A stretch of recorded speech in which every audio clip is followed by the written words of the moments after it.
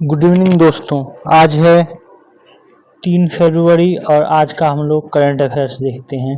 आज का पहला करंट अफेयर्स है, ये संस्कृति से संबंधित बसंत उत्सव जो है ये मनाया जा रहा है। इसकी तैयारी की जा रही है। कहाँ पर? चीन में। चीन के चोंगकिंग में किया जा रहा है। बसंत उत्सव जो है मनाया जा रहा है, उसके लिए यहाँ पे जो है सजावटी व्यवस्था की गई है। ये चोंगकिंग जो है यांगसी और जियांग नदियों के बीच जो है एक प्रायद्वीप है। तो यहाँ पर आपको याद रखना है, इससे संबंधित हालांकि एसएससी में प्रश्न पूछा भी गया है। यांगसी और जियालिंग ये नदी जो है कहाँ पर है? तो ये चीन में है। इसको आप लोग याद रखेंगे।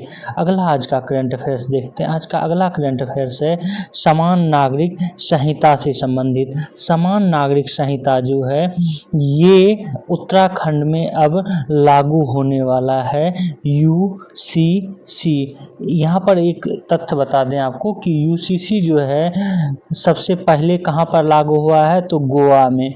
गोवा में जो है यूसीसी लागू है। वर्तमान में जो है उत्तराखंड सरकार द्वारा जस्टिस रंजन प्रकाश देसाई, जो कि सेवानिवृत्त जज थे, जस्टिस हैं, इनके नेतृत्व में जो है एक समिति का गठन उत्तराखंड के मुख्यमंत्री पुष्कर सिंह धामी द्वारा किया गया था और इन्होंने अपनी रिपोर्ट जो है वो सौंप दिया है सरकार को और उसमें ये व्यवस्था किया गया है। इस समिति ने ये रिकमेंड किया गया है तलाक के मुद्दे पे जो है समान होना चाहिए और तलाक के बाद बच्चों के भरण पोषण, बच्चों की गोद लेने सभी धर्मों के लिए एक समान जो है होनी चाहिए। कहने का तात्पर्य यह है कि जिस तरह जो है हिंदुओं में तलाक और बच्चे के भरण पोषण और गोद के लिए जो है कानून है, उसी तरह का कानून सभी के लिए होना चाहिए। वहीं धार्मिक विवाह का जो है लड़कियों की आयु वो 18 वर्ष अनिवार्य करने की बात कही गई है इस रिपोर्ट में। बहुपत्नी प्रथा को समाप्त करने की बात, एक पति पत्नी के नियम सभी पर लागू होंगे, ये समिति ने संस्तुति की है। उसके बाद हलाला पर जो है रोक लगाई गई है और कोई हलाला जो है अगर करता है तो उसको 3 साल की सजा व 1 लाख का जो है जुर्माना, ये प्रावधान जो है इस समिति ने रिकमेंड किया है। यहाँ पर एक और मुख्य तथ्य आपको बता दें जो कि हिंदुओं से संबंधित भी है कि लिव इन रिलेशन में जो भी व्यक्ति रहते हैं उनको पंजीकरण जो है कराना अनिवार्य कर दिया है। अभी क्या होता था कि कोई लिव इन में रहता था, पंजीकरण नहीं करवाता था, तो लिव इन रिलेशनशिप में कोई भी रहेगा तो उसे पंजीकरण कराना अनिवार्य कर दिया है, नहीं तो उसे 6 माह की सजा या 25,000 जुर्माना जो है ये हो सकता है। यहाँ पर ये भी आपको बता दें ये यूसीसी जो लागू होगा वो अनुसूचित जनजातियों के लिए नहीं है। अनुसूचित जनजातियों को जो है इससे बाहर रखा गया है जो यूसीसी अभी उत्तराखंड में लागू होगा। यहाँ पर ये भी बता दें यूसीसी के बारे में जो है हमारे संविधान के भाग 4 नीति निर्देशक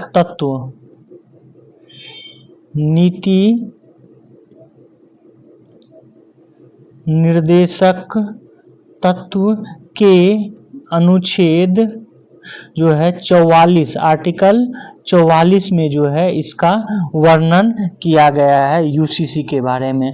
अगर आप कोई उत्तराखंड से संबंधित जो है कोई एग्जाम देंगे तो उसमें जो है इस तरह के प्रश्न पूछे जा सकते हैं, खासकर जो अभी हम बताने वाले हैं कि जो समिति गठन किया गया था जस्टिस रंजना प्रकाश देसाई के नेतृत्व में, उस समिति में अन्य सदस्य कौन कौन से हैं ये जो है, ये अगर जो उत्तराखंड के देंगे एग्जाम तो उसमें हो सकता है, संभावना है कि पूछ दे। तो जो है ये अध्यक्ष थे रंजना प्रकाश देसाई। इसके अलावा जस्टिस प्रमोद कोहली, पूर्व मुख्य सचिव शत्रुघ्न सिन्हा, दून विश्वविद्यालय के कुलपति प्रोफेसर सुरेखा डंगवाल और सामाजिक कार्यकर्ता मनु गौर और समिति के सचिव रंजन मिश्रा जो है ये सब इनके सदस्य जो हैं के रूप में थे इस समिति के। तो अभी उत्तराखंड ने, हालांकि ये भी आगे कहा गया है कि चूंकि 5 फरवरी को जो है 5 फरवरी को उत्तराखंड की जो है विधानसभा उसका आहूत किया जाएगा, विधानसभा का सत्र। तो इसमें जो है 5 फरवरी को फिर इसको विधानसभा के पटल पर रखा जाएगा, फिर पुनः पास होगा, पास होने के बाद फिर राज्यपाल के पास जाएगी और राज्यपाल जो इस पर सिग्नेचर करेगा तब ये लागू होगा। तो अभी इसका कुछ प्रोसेस है, लेकिन हमने कुछ कुछ मुद्दों को जो है आपको बता दिया कि क्या क्या संस्तुति जो है जस्टिस रंजना प्रकाश देसाई द्वारा किया गया था उत्तराखंड यूसीसी में लागू करने के लिए। ये यूसीसी जो है 2022 जो है उस समय जब वहां पर चुनाव हो रहा था तो वहीं पर ये मुद्दा किया गया था कि हम इस चीज को लागू करेंगे। अगला आज का करंट अफेयर्स देखते हैं। आज का अगला करंट अफेयर्स है, गुजरात में जो है बजट पेश किया गया है। वहाँ के वित्त मंत्री गुजरात के जो हैं कनुभाई देसाई, इन्होंने एक बजट पेश किया है और इसमें पीएम मोदी के नाम पर जो है 3 योजनाएं चलाई है। और इस 3 योजना में, तीनों का नाम आप लोग याद रखेंगे, नमो लक्ष्मी, नमो सरस्वती और नमो श्री। ये 3 योजनाएं जो हैं लागू की जा रही है, नमो लक्ष्मी, नमो सरस्वती और नमो श्री योजना। यहाँ पर एक और तथ्य बता दें कि गुजरात एक ऐसा राज्य है जो कि बजट जिसका कि 10 साल से सरप्लस बजट जो है रह रहा है। कहने का तात्पर्य है कि यहाँ पर जो है बजट घाटे में नहीं चल रहा है, ये भी है। और यहाँ पर ये भी आपको बता दें, जो डाटा देखेंगे तो डाटा में 9,821 करोड़ रुपये जो है सरप्लस बजट जो है। यहाँ एक चीज और बता दें यहाँ पर कि इस बार बजट में जो है सर्वाधिक खर्चा गुजरात सरकार द्वारा जो है वो शिक्षा पर किया गया है, 55,114 करोड़ का जो है, ये भी आप लोग याद रखेंगे। अगला आज का करंट अफेयर्स देखते हैं। आज का अगला करंट अफेयर्स है कि भारत मोबिलिटी ग्लोबल एक्सपो, ये जो है इसका उद्घाटन और इसकी बैठक जो है नई दिल्ली में की गई। इसका उद्घाटन प्रधानमंत्री नरेंद्र मोदी द्वारा किया गया, भारत मोबिलिटी ग्लोबल एक्सपो। ये आप लोग जरूर याद रखेंगे कि भारत मोबिलिटी ग्लोबल एक्सपो, इसकी बैठक कहाँ हुई तो नई दिल्ली में हुई है। ये मुख्य रूप से जो है एक कार्यक्रम था जिसमें कि किस तरह ऑटोमोबाइल को जो है, ऑटोमोबाइल सेक्टर को बढ़ावा दिया जाए, उस सेक्टर के बारे में जो है बात की गई है। यहाँ पर ये भी कहा गया है कि भारत में जो है क्या हुआ कि गरीबी से बहुआयामी गरीबी से जो है ये इस बहुत सारे लोगों को बाहर आ चुके हैं। तो हो सकता है कि यहाँ पर ये डाटा भी है कि 25 करोड़ लोग जो है गरीबी से बाहर निकले हैं। तो इनका ये कहना था, इस बैठक का ये भी था कि अब जो है ये, क्योंकि जब कोई गरीबी से बाहर निकलता है तो फिर वो धीरे धीरे लग्जरी चीज़ों पे जो है ये अपने आप को जो है लग्जरी चीज़ों पर ध्यान आकर्षित होती है उसको। तो इस तरह जो है ऑटोमोबाइल सेक्टर अभी हो सकता है कि कुछ दिनों में बढ़े और इसके लिए ऑटोमोबाइल सेक्टर को जो है तैयार रहना पड़ेगा। यहाँ पर एक और तथ्य बता दें कि एक विश्व स्तर पर जो है एक सर्वेक्षण किया गया और उस सर्वेक्षण को किया है स्टेटिस्टा, एक संगठन है, और इस संगठन ने एक सर्वेक्षण किया है कि विश्व में कितने लोग जो है अपने राजनेताओं पर भरोसा करते हैं। तो ये स्टेटा जो है इस अध्ययन के अनुसार सबसे जो है कम नागरिक जो कि अपने राजनेताओं पर भरोसा करते हैं उसमें है ब्राजील का नाम। ब्राजील के लोग जो हैं वो अपने नेताओं पर जो है, राजनेताओं पर सबसे कम भरोसा करते हैं। वहीं उसके बाद जो है ब्रिटेन आता है दूसरे नंबर पे, तीसरे नंबर पे जो है अमेरिका आता है। वहीं पर जब आप देखेंगे भारत और जर्मनी का जो है पोजीशन इस मामले में बहुत ही अच्छा है। ये जो है करीब 24% से कम लोग ऐसे हैं जो कि भरोसा नहीं करते हैं, अर्थात क्या 76% जो है लोग ये भरोसा अपने राजनेताओं पर करते हैं जर्मनी और भारत में। अगला आज का करंट अफेयर्स देखते हैं। आज का अगला करंट अफेयर्स है वायुसेना जो है ये वायु शक्ति युद्धाभ्यास या युद्धाभ्यास नहीं, अभ्यास जो है ये 17 फरवरी से करेंगे। कहाँ पर? तो पोखरण, जैसलमेर जो है, जैसलमेर के पोखरण रेंज में जो है ये अभ्यास करेंगे। और ये अभ्यास जो है करीब 1954 से किया जा रहा है। और इस बार जो है इस अभ्यास में राफेल लाइट कॉम्बैट हेलीकॉप्टर, प्रचंड और अपाचे लड़ाकू हेलीकॉप्टर पहली बार जो है इसमें भाग भी लेगा। और यहाँ पर ये भी बता दें इसमें जो है करीब टोटल 77 लड़ाकू विमान इसमें भाग ले रहा है। तो आपको ये याद रखना है कि वायु शक्ति अभ्यास जो है इस बार कहाँ पर किया गया है? तो जैसलमेर राजस्थान में पोखरण रेंज में। ये भी आपको याद रखना है। आज का अगला करंट अफेयर्स देखते हैं। आज का अगला करंट अफेयर्स है बहुआयामी गरीबी खत्म करने के प्रयास से संबंधित। चालू वित्त वर्ष में जो है ये कहा गया है कि करीब इसमें जो है 10% का इजाफा हुआ है। पहले ये समझ लें कि बहुआयामी गरीबी को होता क्या है या इसे नापते कैसे हैं।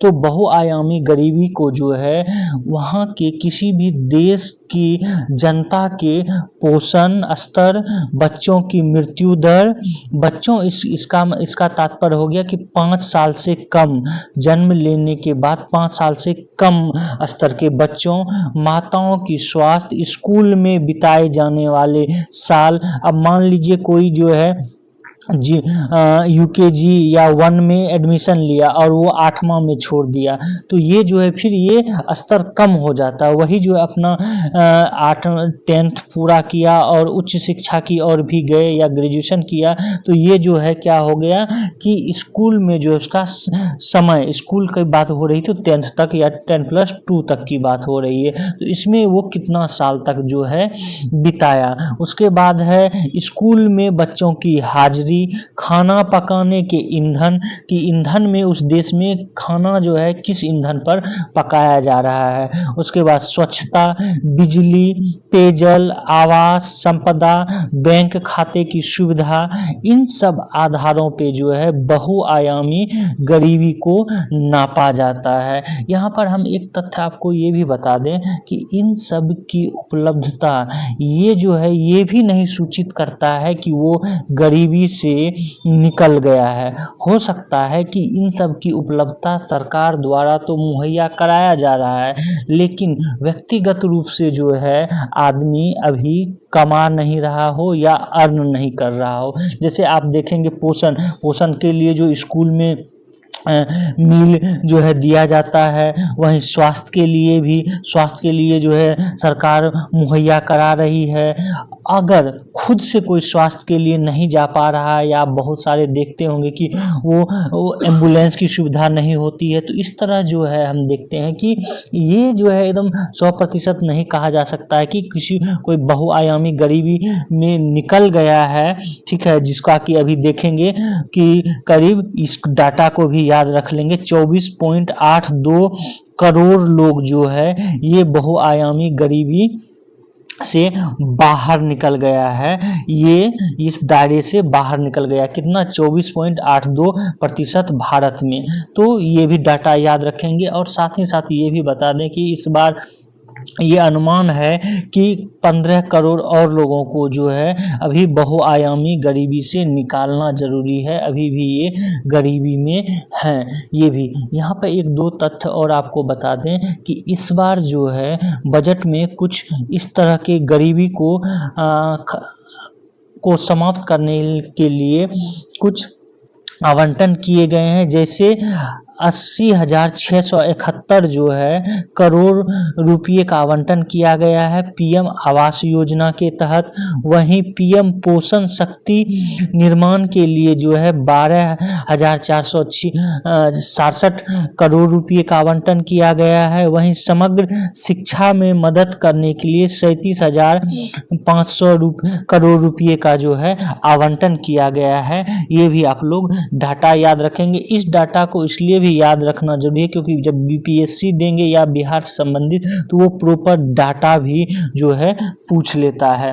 तो यहाँ पर आप इम्पोर्टेंट तथ्य एक चीज जरूर याद रखेंगे कि बहुआयामी गरीबी जो है वो किस किस आधार पे नापा जाता है, कि क्योंकि इसको ऑप्शन देके जो है पूछ लिया जाता है और कितना अभी बहुआयामी गरीबी के अंतर्गत भारत में बाहर निकला है। अगला आज का करंट अफेयर्स देखते हैं। आज का अगला करंट अफेयर्स है, ये बिहार का कोई भी एग्जाम देंगे तो उसको जो है जरूर याद रखें। ये न केवल बिहार अपितु भारत लेवल पे भी पहली बार ऐसा हुआ है कि एक बापू टावर का निर्माण किया गया है बिहार के पटना जिले के गर्दनी बाग में, और ये बापू टावर जो है तांबे का बना हुआ है। तो देश का पहला तांबे का बना बापू टावर का निर्माण कहाँ किया गया है? पटना के गर्दनी बाग बिहार में। ये आप लोग याद रखेंगे।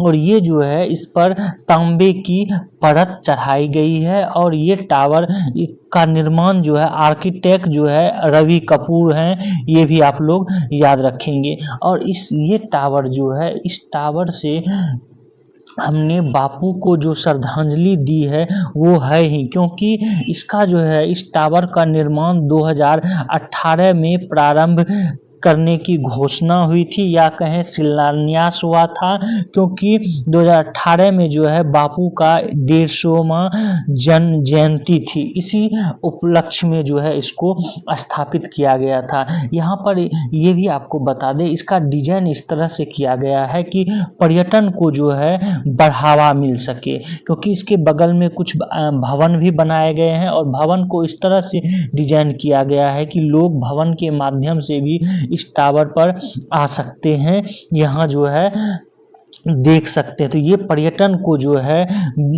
बढ़ावा भी देगा, ये भी आप लोग याद रखेंगे। अगला आज का करंट अफेयर्स देखते हैं। यहाँ पर एक तथ्य छोटा सा आपको बता दें कि इस टावर के बारे में। इस टावर का जो निर्माण किया गया है, टावर में बापू अर्थात जो है महात्मा गांधी से संबंधित जो है विभिन्न फोटो तस्वीर उनकी जो है कलाकृतियों को इसमें संजोया गया है बापू टावर में, तो जिससे कि लोग जो है उनकी जीवनी के बारे में भी जो है जान सकेंगे, अध्ययन कर सकेंगे। अगला आज का करंट अफेयर्स देखते हैं। आज का अगला करंट अफेयर्स है कि 2 भारतवंशी संगीतकार को जो है रॉयल फिल्हार्मोनिक सोसाइटी अवार्ड जो है दिया जाएगा। रॉयल फिल्हार्मोनिक सोसाइटी अवार्ड जो है ये ब्रिटेन द्वारा करीब 19 कलाकारों और संगीतकारों को दिया जाएगा। इसमें जो है 2 भारतीय का भी नाम आता है, अल्पेश चौहान और जसदीप देगुन। इन दोनों को जो है अलग अलग कैटेगरी में दिया जाएगा। तो हम देखते हैं कि अल्पेश चौहान को जो है इनको संगीत की क्षेत्र में दिया जाएगा, वहीं पर जो है जसदीप सिंह देगुल को वाद्य यंत्र के रूप में दिया जाएगा। वाद्य यंत्र जो है ये सितार वादक हैं, इस कैटेगरी में दिया जाएगा। वहीं जो है अल्पेश चौहान ये संगीत निर्देशक हैं, तो संगीत के क्षेत्र में जो है ये दिया जाएगा इनको ये पुरस्कार। ये दोनों का नाम जो है आप लोग जरूर याद रखेंगे। अगला आज का करंट अफेयर ये जो है बहुत ही महत्वपूर्ण है या इम्पोर्टेंट है, बहुत ही, इसको तो जरूर याद रखेंगे क्योंकि पहली बार ऐसा हो रहा है कि IIT मद्रास जो है वो यूजी कोर्स में खेल कोटे को जो है शुरू किया हुआ है। इससे पहले कोई भी आईआईटी खेल कोटा जो है नहीं देता था। आईआईटी मद्रास जो है क्या किया है, जेईई एडवांस 2024 के इस सत्र में जो है खेल कोटा जो है इस संस्थान ने कहा है कि अब खेल कोटे के माध्यम से भी हम कुछ छात्रों को एडमिशन जो है लेंगे। तो ये जो है ये कब से प्रारंभ होने वाला है, तो 2024 के सेशन से भी प्रारंभ होगा। यहाँ पर ये भी आपको बता दें, इसमें जो है महिला खिलाड़ी के लिए भी जो है व्यवस्था किया गया है। ये भी आप लोग याद रखेंगे। अगला आज का करंट अफेयर्स देखते हैं। आज का अगला करंट अफेयर्स है सूरज कुंड मेला। सूरज कुंड मेला जो कि हरियाणा में या हरियाणा के फरीदाबाद में जो है इसका आयोजन किया जाता है। ये जो है भारत का बहुत बड़ा हस्तशिल्प महाकुंभ है या हस्तशिल्प मेला जो है सूरज कुंड मेला प्रत्येक वर्ष जो है लगता है। और ये इस बार जो है 37वीं सूरज कुंड हस्तशिल्प मेला है, जिसका इनॉग्रेशन जो है किसने किया है, राष्ट्रपति द्रौपदी मुर्मू ने किया है। यहाँ पर ये भी आपको बता दें कि ये हस्तशिल्प मेले में जो है हरियाणा के मुख्यमंत्री जो कि कौन है, मनोहर लाल खट्टर, और वहीं पर जो है राज्यपाल कौन है हरियाणा के, बंडारू दात्रे, ये दोनों भी जो हैं उपस्थित थे। यहाँ पर एक तथ्य और आप जान लें कि एक पुष्कर मेला जो है, पुष्कर मेला कहाँ पर लगता है, तो पुष्कर मेला जो है ये राजस्थान में लगता है। ये भी आप लोग याद रखेंगे। आज का अगला करंट अफेयर्स देखते हैं। आज का अगला करंट अफेयर्स है कि जो आईएमएफ की प्रमुख कौन है, तो क्रिस्टालिना जॉर्जीवा, ये याद रखेंगे। क्रिस्टालिना जॉर्जीवा जो है इन्होंने ये भरोसा जताया है कि 2047 तक जो है भारत अगर जिस तरह से अर्थव्यवस्था में सुधार कर रहा है और विश्व स्तर पर जो है जिस तरह से इन्वेस्टमेंट यहाँ पर हो रहा है, अगर इसी तरह चलता रहे तो 2047 में जो है हो सकता है कि भारत अपने स्वतंत्रता वर्ष की स्वतंत्रता प्राप्ति के 100वें वर्ष में जो एक विकसित देश के रूप में अपने आप को स्थापित कर सकता है। लेकिन वहीं पर इन्होंने कुछ सुझाव भी दिया है और ये भी कहा है कि भारत को प्रत्येक सेक्टर में जो है विकास करना पड़ेगा, प्रत्येक सेक्टर को जो है देखना पड़ेगा। ये इन्होंने आईएमएफ की प्रमुख क्रिस्टालिना जॉर्जिया ने ये सलाह भी साथ ही साथ भारत को दिया है। यहाँ पर एक और इम्पोर्टेंट तथ्य बता दें आपको कि अभी हाल ही में जो है यूएसए प्रशासन, बाइडेन प्रशासन द्वारा जो है वहाँ की संसद में भारत को ड्रोन जिसका नाम MQ-9B या इसी को जो है प्रीडेटर ड्रोन भी कहा जाता है, इसकी मंजूरी जो है दे दी है अमेरिका की संसद ने। अब 31 प्रीडेटर ड्रोन या MQ-9B ड्रोन ये जो है भारत को सौंपा जाएगा, दिया जाएगा। और इसमें से जो है कुछ ड्रोन, करीब 19 ड्रोन जो है ये एयरफोर्स के पास रहेगा। उसके बाद जो है कुछ ड्रोन वो ये थल सेना के पास और कुछ ड्रोन जो है वो रहेगा नौसेना के पास। तो ज्यादा ड्रोन की जो है 31 में से 19 ड्रोन करीब जो है ये वायुसेना अपने पास रख रही है। और ये ड्रोन की एक खासियत है कि ये जो है निगरानी प्लस अटैक दोनों कर सकता है, ये दोनों में जो है सक्षम है। तो MQ-9B ड्रोन जिसे कि प्रीडेटर ड्रोन भी कहा जाता है, ये इसके बारे में जानकारी दिया है किसने, तो मैथ्यू मिलर, मैथ्यू मिलर जो हैं इन्होंने ये जानकारी दी है। यहाँ पर जो है आज का करंट अफेयर्स समाप्त होता है। आप लोग जो है हमारे इस वीडियो को लाइक करें, शेयर करें और सब्सक्राइब करें, बेल आइकन को जो है जरूर दबा लें। Thank you for watching this video.